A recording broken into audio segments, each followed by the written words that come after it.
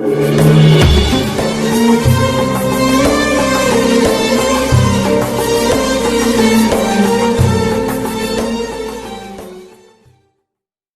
sekarang ke raja kedua, Fir'aun.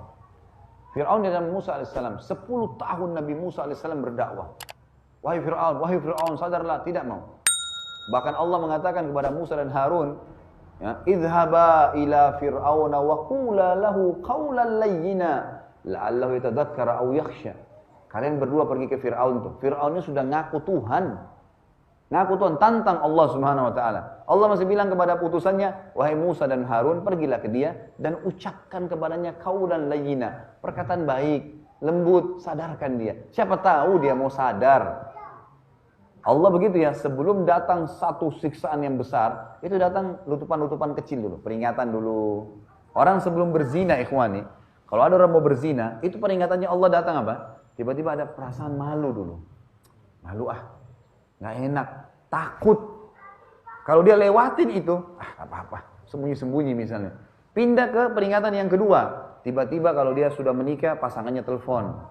Tiba-tiba dilihat oleh temannya. Peringatan dari Allah supaya jangan sampai ke sana. Enggak, dia lewati lagi sama dia. Nggak apa-apa sembunyi-sembunyi masuk hotel. Nanti tiba-tiba apa? Ada kebongkar berita apa? Terus sampai akhirnya nggak mau rubuh tuh hotel, mati gitu kan. Jadi peringatan Allah itu selalu begitu. Sebelum terjadi tsunami, ada letupan kecil, banjir. Sebelum longsor besar, longsor kecil. Nggak mau sadar, longsor lebih besar. Nggak mau sekalian, hancur. Gitu kan. Ini sudah diingatin berapa kali, nggak mau. Peringatan-peringatan datang, seperti itulah. Fir'aun ini diingatin ikhwan, nggak mau juga. Kita langsung ringkas saja. Dari 10 tahun kalau tidak salah ini, mudah-mudahan saya benar ya. Kalau saya tangkapnya 10 tahun masa dakwanya Musa alaihissalam kepada Fir'aun. Ini bukan dari masa dia lahir dia tinggal di rumah Fir'aun, tapi masa mulai dia berdakwah masuk ke Mesir. Musa alaihissalam mendakwai Fir'aun telah menolak. Terakhir ada kejadian 3 fenomena kejadian besar yang peringatan terakhirnya Allah kepada Fir'aun sebelum ditenggelamkan. Yang pertama, Musa alaihissalam bawa mujizat. Tongkatnya bisa berubah jadi ular, tangannya dikeluarkan dari daerah ketiaknya, kantongnya keluar bercahaya sampai membuat Fir'aun nggak bisa melihat silau, gitu kan? Terang, nggak mungkin terjadi zaman itu kan, nggak ada lampu kayak kita. Berarti itu mujizat, sulit. Ya kata dalam sebagian riwayat dikatakan silonya seperti silonya orang kalau lihat ke matahari. Sampai waktu Musa alaihissalam angkat, Fir'aun nggak bisa melihat silau. Dia suruh turunkan, gitu kan? Tongkatnya tuh dilempar di depan Fir'aun, tongkatnya jalan, mau menyerang Fir'aun, gitu kan? Maka tetap aja. Ternyata tidak cukup buat dia. Dia bilang, wahai Musa, kau penyihir nih. Ini tongkat yang kau ubah jadi ular, sihir. Ini juga tanganmu bercahaya, sihir. Saya mau tantang kamu. Saya akan datangkan juga penyihir saya. Dan penyihir di Afrika terkenal. Sampai sekarang yang saya tahu, di kelas-kelas penyihir ini yang paling kuat dari Afrika. Allahu a'lam, apakah jinnya juga kuat-kuat? Tapi yang jelas seperti itulah. Di zaman Fir'aun yang terkenal, kata Fir'aun, kau penyihir, saya akan tantang kamu, saya akan penyihir juga. Coba tentukan hari, hari apa kamu mau kita bertantangan nih? Kata Musa alaihissalam, hari zina, yaumuz zina. Hari zina ini ikhwani, istilah dalam Al-Quran, hari di mana Fir'aun pada hari itu, singgasananya dikeluarkan ke depan istananya di lapangan luas, dan hari itu masyarakat Mesir datang menyembahnya, disembah, gitu kan? Nah pada saat hari zina itu kata Musa, saya tantang kamu Fir'aun, terima tantanganmu di hari zina itu. Sengaja, waktu seluruh masyarakat Mesir ini umumnya lagi datang nyembah Fir'aun, menganggap dia sebagai Tuhan. Kata Fir'aun, baiklah. Dia merasa tertantang, baiklah, saya mau. Lalu Fir'aun iklankan seluruh wilayah kekuasaannya Afrika, semua penyihir yang menganggap dirinya hebat datang. Sebagian athar menyebutkan, ada 100 penyihir, ada 1000, ada yang mengatakan sampai 10.000. Kita ambil yang paling banyak jumlahnya, 10.000 penyihir. Datang 10.000 orang. Karena ini seluruh wilayah Afrika. Siapa yang mengaku punya ilmu datang, tantang. Apa saja diminta saya kasih. Waktu penyihir ini datang jumlahnya banyak. Mereka bilang kepada Fir'aun, apakah kami punya balasan? Ada nggak balasannya kalau kami menang nanti? Pertama mereka bilang begini, mana musuh kami? Kata Fir'aun, itu sana, Musa sama Harun berdua. Mereka bilang, itu 2 orang itu saja lawan kami. Nganggap remeh, ini jumlahnya banyak. Kita semua ini bersatu. Mereka nih, na'udzubillah. Mereka bilang, mereka bersatu semua. Maka kata Fir'aun, iya, bunuh aja dulu tuh dua. Apa yang kalian minta saya kasih. Pokoknya saya nggak mau lihat lagi orang ini hidup. Maka penyihir-penyihir ini sepakat, baiklah kalau gitu. Kalau kita dikasih kedudukan, karena Fir'aun janjikan, kalau kalian menang, kalian punya kedudukan di sisi saya. Pokoknya jadi penasihat-penasihat, jadi menteri-menteri, perdana menteri sekarang gitu. Maka mereka sepakat nih, dan ini ikhwani, ilmu tertinggi dalam sihir. Subhanallah. Ya. Jadi antum jangan pernah menganggap hebat itu sihir itu. Ilmu tertingginya adalah kata Allah, yukhayyalu min sihrihim annaha tas'a. Mereka mengubah sebuah benda yang tidak bergerak seakan-akan bergerak. Itu saja. Jadi sihir itu dilempar, misalnya dilempar kayu nih, atau dilempar apa, berubah jadi bentuk yang bukan aslinya. Itu semua cuma itu. Itu ilmu tertingginya. Kalau ada seseorang antum lihat lempar kayu jadi ular, antum dekatin bismillah, antum pegang berubah kembali jadi asalnya. Jadi kan? Dia langsung kembali jadi asalnya. Menyebut nama Allah saya sudah cukup. Ada teman saya di Jakarta peruqyah, dia cerita, nanti saya kembali ke sini ya, ingatkan ke masalah Fir'aun menantang penyihir ini. Maka dia bilang, dia peruqyah kebetulan, sering kadang-kadang hadir di pengajian saya juga, sahabat dekat saya lah saya katakan, saya tidak katakan murid. Kemudian dia bilang, Ustaz saya lewat di atraksi masyarakat yang biasa orang jual-jual obat di pinggir malam-malam di pasar malam. Ini rupanya ada demo melihat ilmu kebal. Nah, potong tangannya enggak apa-apa, ini segala enggak apa-apa. Dia bilang, ana ini enggak ngerti, ana cuma lewat di situ, kebetulan pasar malam, tidak tahu kalau ada ya, atraksi itu. Cuman sekedar lewat, mau lihat pasar malam orang jual-jual pakaian murah gitu. Bila saya lewat, dia bilang, begitu ana lewat di depannya, datang tuh orang-orangnya langsung. Bang, jangan ganggu bang. Gitu. Dia bilang, bang jangan ganggu bang. Loh, apa ini? Siapa kalian? Ganggu apa? Saya cuma lewat. Pokoknya tolong. Instruksi dari dalam bilang jangan, itu yang lewat tuh jangan. Kasih tahu bilang jangan ganggu. Ternyata setannya udah melapor tuh peruqyah tuh yang lewat. Bahaya dibaca ayat bisa bahaya. Jadi cuma gitu, cuma lewat mereka tahu tuh, gitu kan. Dan pernah kejadian di Jakarta, kebetulan anak ini diruqyah oleh beliau. Teman saya ini, jazakallahu khair. Ada anak kecil rupanya pulang dari TPA, lewat di tukang-tukang obat begitu tuh. Rupanya dia lagi demo-demo potong-potong tangannya, si anak ini nggak sengaja. Waktu dia kaget, dia kagum. Dia bilang, Allahu Akbar, terpotong betul tangannya. Dia kena tulus baca Allahu Akbar, terpotong betul tangannya. Anak itu langsung disihir. Gitu kan. Nah ditangani oleh teman saya nih, ditangani. Waktu ditanganin, diobatin, ternyata jin yang ngomong. Ini dia sebutin Allahu Akbar waktu itu hari, jadi saya disuruh masuk ke badannya. Seperti itulah. Jadi sebenarnya, subhanallah ya, Allah tidak akan mungkin salah. Inna kaida syaitani kana dha'ifa. Syaitan itu sangat lemah, nggak punya kekuatan. Asal dihadapkan dengan ayat-ayatnya Allah. Saya tidak bicara masalah ruqyah ikhwani. Itu ada bahasan saya, antum bisa lihat di YouTube ada bahasan saya tentang ruqyah syariah. Tapi yang jelas di sini kita bahas masalah Fir'aun dengan penyihirnya. Penyihir ini lalu mengatakan, baiklah, kita kumpul semua penyihirnya. Kita langsung aja pakai ilmu pamungkas. Nggak usah terlalu lama. Ini cuma 2 orang. Ilmu mereka terakhir adalah tunjukkan kepada masyarakat kehebatan. Dan itu yang dijadikan sebagai tolok ukur supaya orang takut. Kalau antum nggak takut, antum nggak bisa kena, susah kenanya. Makanya kalau tempat-tempat dukun itu fenomena tempat prakteknya pasti ada tengkorak, gelap. Harus antum takut dulu. Kalau antum nggak takut nggak bisa dikena, nggak bisa. Apalagi kalau kuat akidahnya nggak bisa kena itu. Susah. Dia pun kena mental lagi. Itu kan, apalagi antum jaga zikir pagi sore, sering baca Quran, itu sudah berat bagi mereka itu. Kelas berat sudah susah. Ringkas cerita ikhwani, maka mereka bilang kita langsung aja deh ilmu pamungkas. Masing-masing pegang tali. Antum bayangkan kalau kita tadi ambil jumlah tertinggi ya, 10.000 orang penyihir, 10.000 tali dilempar ke tanah, disaksikan dengan jutaan mata masyarakat Mesir waktu itu yang datang menyembah Fir'aun, dilempar, kata Allah berubah menjadi ular seperti bergerak. Tapi ingat, sihir nggak bisa nyerang. Di sini ya, kalau dia mau begitu dia nggak bisa nyerang. Kalau masalah jin masuk ke badan antum itu kalau kena sihir itu lain. Itu fenomena itu bahasan lain. Tapi ini kalau dia lempar benda, gitu kan? Dia lempar benda maka itu tidak bisa menyerang. Setelah selesai, orang semua bersorak-sorak. Musa alaihissalam awalnya sempat khawatir. Tapi Allah mengatakan, jangan kau takut. La takhaf innaka antal a'la. Kamu pasti menang, hai Musa. Wa alqi ma fi yaminika talqafu ma sana'u. Innama sana'u kaidu sahir wa la yaflihu sahiru haitsu ata. Lempar apa yang di tangan kananmu pasti akan mengalahkan semua yang mereka buat, karena yang mereka buat adalah perilaku sihir, dan penyihir tidak akan pernah bisa menang di depan ayat Allah. Ini sudah jelas. Maka Musa alaihissalam datang lempar tongkatnya. Ini rahasianya ikhwani, kenapa penyihir Fir'aun semuanya tidak terkecuali sujud kepada Allah. Apa sebabnya? Ini rahasianya. Waktu Musa alaihissalam lempar tongkatnya, berubah jadi ular besar. Dan ternyata ularnya Musa alaihissalam jalan dan memakan ular-ular mereka. Penyihir semua tahu ini bukan sihir, ini nggak mungkin. Sihir itu paling tinggi berubah dan tidak bisa nyerang. Ini datang makan, dimakanin semuanya 10.000 tali, habis. Apa kata Allah? Fa'ulkiyas saharatu sujjada. Semuanya sujud. Ini nggak mungkin salah itu.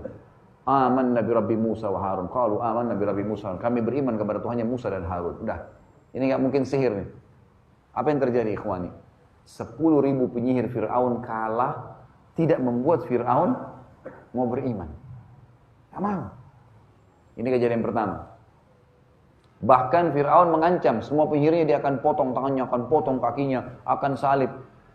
Maka sempat Musa AS kumpul sama mereka. Bagaimana? Pada kalian akan dihukum nih. Mereka bilang, wahai Musa, sebelum kau datang, kami sudah disiksa sama Fir'aun nih. Sebelumnya memang kami sudah susah hidupnya. Sekarang kami sudah beriman pada Tuhan yang kau tunjukkan, untuk apa kami ikut sama dia? Dia bukan Tuhan. Akhirnya mereka tetap kokoh gitu kan, bertahan.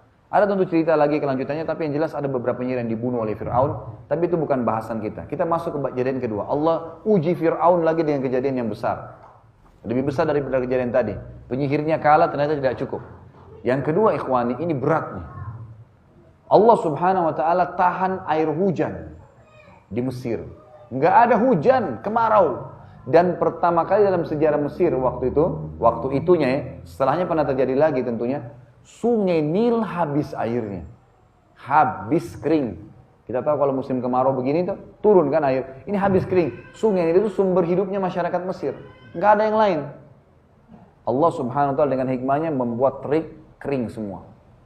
Fir'aun keluarkan tenaganya, uangnya semua dikeluarin. Digerakin pasukannya, cari air. Datang ke negeri-negeri di sebelah Mesir, di Afrika semua didatangin. Awal-awal bulan pertama, bulan kedua berhasil. Bawa air, bisa minum, bisa mandi. Lama-lama ikhwani, seluruh Afrika kena dikering. Panasan semua. Sampai air pun jadi sedikit, dibayar mahal oleh Fir'aun. Dan air itu ternyata karena habis, di sana sudah sedikit, dan bisa cuma dibeli sedikit, dan di Mesir juga sudah habis. Di tengah jalan prajurit Fir'aun minum sendiri airnya. Habis, nggak ada. Sampai tiba satu hari, pengikutnya salah satu penasihat Fir'aun bilang, wahai Fir'aun, air sekarang buat anda ini tinggal ini nih, satu gelas. Nggak ada lagi, tinggal ini. Kalau ini anda sudah minum, nggak ada lagi air. Jangankan untuk mandi, untuk minum udah nggak ada. Antum perlu tahu ya, saya pernah dulu tahun 89, pernah sekolah SMP di Mesir sebelum ke Madinah. Waktu itu saya masih belum ngerti apa-apa, diajak sama masih umur 14 tahun. Saya waktu itu baliknya malah di sana, gitu kan. Waktu itu subhanallah saya berangkat ke Mesir, kemudian saya diajak, kebetulan ada paman saya di sana, diajak lihat piramida tuh. Saya ke piramid tuh. Ada satu piramid yang besar sekali tuh. Kita naik ke atas, tangganya kecil-kecil, ke atas capek sampai ke puncaknya. Antum tahu di atas tuh apa ya? Ini saking luar biasanya kekuasaan Firaun waktu itu ya. Itu jauh sampai capek naik ke atas tuh. Mungkin ada 200-300 tangga kali ya. Sampai di atas, pas masuk saya tanya, apa ini? Itu yang bawa kami bilang, ini ruangan mandinya Firaun. Tempat mandinya di puncak tuh. Ada kolam kecil, dibawain air. Saya bayangkan bagaimana dulu orang-orang yang ngangkatin air ke atas tuh. Hanya untuk mandi, berendam. Berendam di air, nanti dia turun lagi. Itu cuma tempat mandinya. Luar biasanya gitu. Air itu sudah luar biasa. Subhanallah, Allah jadikan air hilang. Jangankan mandi, minum gak ada. Fir'aun waktu itu, ya, yang mengaku Tuhan, dan ini aneh nih, Tuhan bermusyawarah gitu. Maka dia bilang, tanya sama orang-orang sekitarnya, apa saran kalian? Kata mereka, sudah habis saran kami, gak ada lagi. Dana sudah dikeluarin sekian banyak, tenaga sudah, air memang kering, gak bisa. Mau diapain kalau hujan tidak diturunkan dari langit sama Allah? Coba. Ada yang bisa kalian lakukan? Gak ada. Apa yang terjadi ikhwani? Ada satu penasihatnya bilang begini, wahai Fir'aun, masih ada satu jalan yang belum anda lakukan. Fir'aun dengan semangat, apa itu? Anda belum minta kepada Tuhannya Musa. Tinggal itu yang belum, yang lain semua sudah. Subhanallah, ini hikmahnya gitu. Tinggal ini satu. Fir'aun kena ketakutan, ini tinggal ini airnya. Nggak ada lagi air nih. Habis ini, haus sebentar gimana? Mati. Gitu. Maka dia bilang, panggil Musa. Subhanallah, waktu itu Musa tinggal dengan pengikutnya di satu wilayah, yang dengan hikmah Allah, Fir'aun nggak tahu, ada sumur dan Allah buat melimpah airnya. Jadi orang-orang beriman ada airnya. Gitu kan. Fir'aun nggak tahu tapi, Musa hidup dengan kaumnya. Gitu. Musa AS datang. Kenapa tumben Fir'aun panggil nih? Datang langsung, Fir'aun tidak mau tunjukin kebutuhannya. Wahai Musa, kau kan ngaku punya Tuhan, katanya bisa mengerjakan apa saja. Kata Musa, iya. Dia bilang, kau kan tahu sekarang Mesir ada timpa peceklik, panas, nggak ada air. Kami kekurangan air. Dia nggak bilang sudah habis air. Kami kekurangan air. Kalau Tuhanmu bisa turunkan hujan dari langit, kami akan beriman. Musa senyum. Musa mengatakan, Fir'aun, betul yang kau ucapkan? Kalau Tuhanku dan Tuhanmu Allah menurunkan hujan dari langit, kau akan beriman? Dia bilang, iya. Semua ini sekitar saya jadi saksi. Sudah, turunkan hujan, pasti akan saya beriman. Berikan, ini ikhwani ikrar. Seorang raja sebenarnya malu ya, punya kedudukan, tapi dia sudah bilang ikrarnya. Terus Musa di depan Fir'aun angkat tangan. Ya Allah, Zat yang maha kuasa. Dipuji-puji Allah, Zat yang maha besar. Zat yang... Terakhir dia mengatakan, Zat yang telah menahan hujan untuk Mesir. Turunkanlah hujan buat masyarakat ini sebagai tanda-tanda kebesaran ayatmu. Belum Musa AS turunkan tangannya, mendung hujan sebulan. Sebulan, non-stop. Sampai sungai Nil penuh kembali, semua kehidupan kembali semua. Pertanyaannya, apakah Fir'aun beriman? Apa kata Fir'aun? Hati-hati, kalimat kufur begini yang banyak terjadi nih. Hati-hati, apa kata Fir'aun? Dia bilang, oh sudah saatnya hujan turun. Sudah sembuh penyakitnya? Oh hebat tuh dokter. Subhanallah. Mana pencipta tulang, darah dan urat-urat sarafmu itu? Gitu kan. Kamu lupain, kamu pikir obat yang hebat, dokter yang hebat? La haula wala quwata illa billah. Ini pelajaran histori manusia nih. Ini jangan dilupain. Allah mengatakan itu pelajaran, ibrah semua ini. Yang terjadi ikhwani, sudah selesai. Fir'aun nggak mau beriman. Waktu itu tersebar berita di wilayah Mesir dan Afrika. Kalau ternyata yang selama ini kita anggap Tuhan Fir'aun tidak bisa mendatangkan air kecuali pertolongan Musa, Tuhannya Musa. Berarti Tuhannya Musa lebih hebat tuh. Kita ikut saja sama Musa. Tersebar berita seperti itu. Fir'aun, subhanallah nggak kapok. Padahal Musa AS waktu itu tidak berarti kalau dia beriman dicopot dari kerajaannya, enggak. Dalam Islam kan begitu ya. Kalau ada seseorang raja presiden beriman, kita tidak copot dari jabatannya diganti sama orang Islam. Tetap aja. Nggak diganggu, pedagang, biarin dengan dagangannya. Yang penting halal diingatkan kalau haram gitu kan. Tapi nggak diganggu kan, nggak ada diambil duitnya, nggak ada diambil apa-apa. Ya, cuma itu saja beriman, yakin Tuhanmu Allah sudah makmur nih. Kalau Fir'aun beriman waktu itu bayangkan luar biasa. Setengah dunia bisa didapat panen pahalanya. Tapi cengkalnya ini yang membuat begini, luar biasa. Tidak mau. Yang terjadi ikhwani, dia bilang tidak ada jalan lain. Ini fenomena yang ketiga nih, yang terakhir. Tidak ada jalan lain nih. Musa harus dibunuh. Musa mau dibunuh. Apa salahnya Musa? Musa mengingatkan dia baik-baik, nggak mau. Musa AS dengar Fir'aun. Waktu itu Fir'aun kerahkan seluruh kekuatannya, kekuatan pilihannya. Ada pasukan khusus Fir'aun pakai itu. Kalau kayak kita mungkin Kopassus gitu kan. Itu khusus untuk pasukan inti sudah. Itu digunakan pas jumlahnya banyak. Fir'aun bilang, saya mau bunuh Musa dengan tangan saya sendiri. Keluar semua pasukan intinya. Musa AS manusia biasa. Sama Nabi dapat terima wahyu. Ada wahyu beliau amalkan. Tidak ada wahyu beliau diam. Tunggu gitu kan. Begitu Nabi-Nabi. Nabi Muhammad SAW kalau datang orang bertanya, enggak semua dijawab. Ada yang kadang-kadang ditunda. Tunggu wahyu datang baru mengatakan, siapa yang bertanya? Si fulan. Nih. Tadi karang-karang memang. Musa manusia biasa seperti kita. Ambil pelajaran luar biasa. Musa AS selamatkan dirinya dengan kaumnya. Punya rasa takut, khawatir sebagai manusia. Ayo kita lari yuk, lari. Lari terus, dikejar sama Fir'aun. Sampai di depan mata mereka Laut Merah. Pas tiba di Laut Merah, antum bayangkan nih kalau kita di posisi Musa AS dan pengikutnya, kita di pinggir laut. Depan kita Laut Merah, di belakang kita musuh sudah siap dengan beringasnya mau membantai. Tinggal ditebas leher kita, dibunuh dan segalanya. Gak ada tempat lari. Apa kata pengikut Musa? Inna lamudrakun. Kita sudah kejangkau nih. Nggak bisa. Mereka pasti dapat kita. Dan Fir'aun sendiri Allah ceritakan mengatakan apa tuh, lihat Musa sama pengikutnya sudah di pinggir laut. Sudah tahu nih bisa habisin nih. Innahum lasyirzimatun qalilun. Kalau bahasa kita, oh cuman itu jumlahnya mereka. Bantai aja udah. Gitu. Apa yang terjadi? Mereka bilang sama Musa alaihissalam, Bani Israel, inna lamudrakun. Kita sudah ketangkap nih, pasti kita dibantai. Musa alaihissalam memberikan pelajaran kepada kita ikhwani.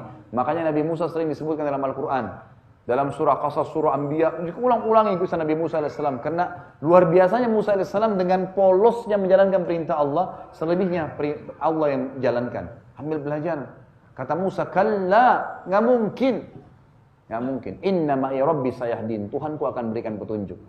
Pada saat itu Musa alaihissalam didatangi Jibril. Jibril mengatakan, wahai Musa, Tuhanmu perintahkan kau mencambukkan tongkatmu di bibir Laut Merah. Itu saja. Itu saja. Nggak ada yang lain, nggak ada instruksi. Nanti laut akan naik, air nggak ada. Cambuk saja. Apa yang Musa lakukan? Patuh. Langsung. Angkat tongkat, cambuk. Selesai. Musa nggak tahu apa yang terjadi nanti nih. Nggak tahu ikhwan. Seperti itu. Jihad perang. Urusan nanti itu nanti. Sholat, puasa, nanti urusan nanti itu, nggak usah pikir. Itu yang dinamakan tawakal, ikhtiar, berbuat, langsung serahkan. Sudah begitu, itu tawakal, itu puncaknya. Wa may yatawakkal 'alallahi fa huwa hasbuh. Yang bertawakal pada Allah, dia akan dicukupkan oleh Allah. Ikhwani, perhatikan Allah Subhanahu wa taala mengajak bicara Musa alaihissalam sebagai manusia. Seperti Allah ngajak bicara kita sebagai manusia. Jadi Allah sudah ciptakan alam semesta seluruhnya ini termasuk manusia dengan sifatnya, dengan waktunya, dengan kadarnya, semua seperti alam. Kita lapar, Allah siapin makanan. Ya makan ya, caranya baca bismillah. Allah bisa nggak ikhwani membuat lapar kita hilang tanpa makan? Bisa nggak? Bisa. Tapi Allah mau begitu alamnya, begitu jalannya. Kita bisa hilang kok. Haus, ya Allah haus, hilang. Bisa. Tapi Allah ciptakan air, prosesnya minum ya, baca bismillah. Ada pahalanya pakai tangan kanan. Begitu sistemnya Allah ciptakan. Alaminya begitu. Maka Musa alaihissalam begitu. Cambuk tongkatmu. Itu saja perintahnya. Pertanyaannya ikhwani. Apakah Allah subhanahu wa ta'ala, pertama gini, apakah tongkat itu ada hubungannya dengan air laut yang berdiri? Bisa nggak tongkat buat air laut berdiri? Nggak mungkin. Ini tongkatnya Nabi Musa, perlu antum tahu, jangan ikuti pemahamannya orang Yahudi ya.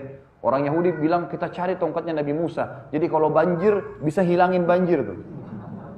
Padahal itu mukjizat Nabi Musa. Selain Musa mustahil bisa lakukan. Nggak mungkin. Allah yang jadikan kok. Tongkat itu dalam Al-Quran diceritakan hanya ahusyu biha ala ghanami waliya fiha ma'aribu ukhra, kata Musa. Saya cuma ngurus-ngurus gembalaan saya nih. Dan juga kadang-kadang saya ambil buah, jatuhin daun. Itu daun batang pohon biasa. Tapi dianggap sudah luar biasa. Ini Musa alaihissalam begitu. Cambuklah. Sekarang ikhwani, tidak ada hubungannya antara cambuk dengan air. Apakah pertanyaan selanjutnya, Allah Azza wa Jalla tidak bisa membuat Musa terbang saja? Nggak usah injak air. Bisa. Tapi Allah biarkan proses manusiawianya berjadi. Ini penting ya. Antum sakit, ya Allah sembuhin. Proses manusianya berobat ke dokter. Itu proses manusianya. Itu juga petunjuk dari Allah. Fahamin poin ini penting. Histori manusia berputar ikhwani. Dan ini tidak pernah berubah sampai hari kiamat. Ada proses manusiawianya. Maka Musa alaihissalam waktu itu cambuk, tiba-tiba kata Allah, Qattaudil azim, semua air-air Laut Merah itu berdiri seperti tembok-tembok yang tinggi. Air, bayangkan antum di tengah lautan, airnya berdiri seperti tembok dan terbagi menjadi 12. Antum kaget enggak kira-kira?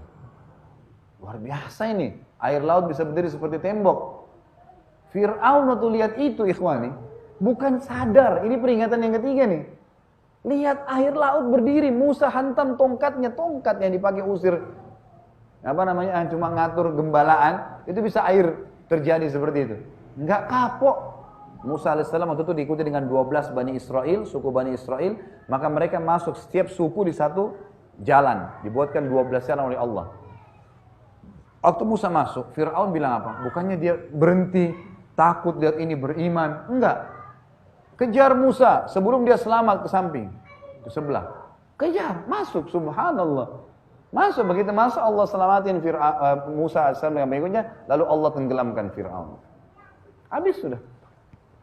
Waktu tenggelam, dia lihat sudah hancur semuanya, baru bilang, sekarang saya beriman kepada Tuhan. Dengan tulus ya, luar biasa. Saya beriman kepada Tuhannya Musa dan Harun. Dan tidak bisa, udah telat. Udah telat, karena waktu itu diucapkan, Allah menukil kepada kita. Karena siapa yang dengar suaranya Fir'aun waktu itu? Nggak ada. Ada yang dengar? Nggak ada. Di laut, tenggelam. Allah yang nukil kepada kita dalam Al-Quran. Waktu itu sudah proses sakaratil maut. Dia lihat malaikat maut. Dia sudah lihat fakta-fakta itu. Nah, baru dia takut. Saya beriman. Nggak bisa. Jadi ini bukan hanya sekedar karena tenggelam ya. Bukan. Karena sudah menghadapi sakaratil maut. Kan sudah tidak bisa. Kalau sudah balagatil hulkum, udah sampai di tenggorokan, wa antum hina idin tandurun. Karena waktu sudah melihat semua nih malaikat yang diceritain semua sudah datang nih. Ada depan mata. Maka disitulah Fir'aun baru mengucapkan, gak bisa terima lagi taubat. Kata Nabi SAW, diterima taubat selama belum sampai ruh di kerongkongan. Ringkas cerita, Allah SWT mengatakan, hari ini kami akan selamatkan jasadmu hai Fir'aun agar kau menjadi tanda-tanda kebesaran kami bagi orang yang datang setelahmu, gitu kan? Seperti itu gambarannya. Maka habislah kisah Fir'aun dan sampai sekarang kita nggak usah jauh-jauh ke Mesir, di search pun di Google kita bisa lihat fotonya mumi Fir'aun sampai sekarang masih utuh. Allah jaga sebagai tanda-tanda kebesaran Allah Subhanahu wa taala. Tentu ini semua ikhwani. Kalau tadi kisah Namrud Allah sebutkan dalam surah Al-Baqarah urutan 2 ayat 258. Itu kalau memang kembali silakan kembali ke ayat itu. Kemudian juga ada tentang Fir'aun, itu diceritakan oleh Allah SWT cukup banyak, tapi diantaranya surah Al-An'am, urutan 6 ayat 301.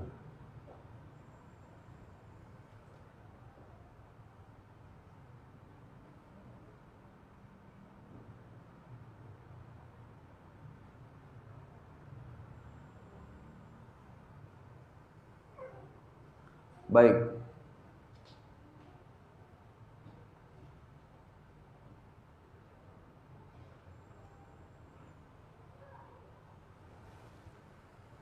Jadi itu kisah tentang dua orang raja tadi, Namrud dan Fir'aun selesai. Jadi tutup oleh Allah Subhanahu wa taala dan ini sudah cukup menjadi sampel buat kita bagaimana keadaan orang yang sudah berkuasa di muka bumi karena tidak beriman sama Allah dihabisi.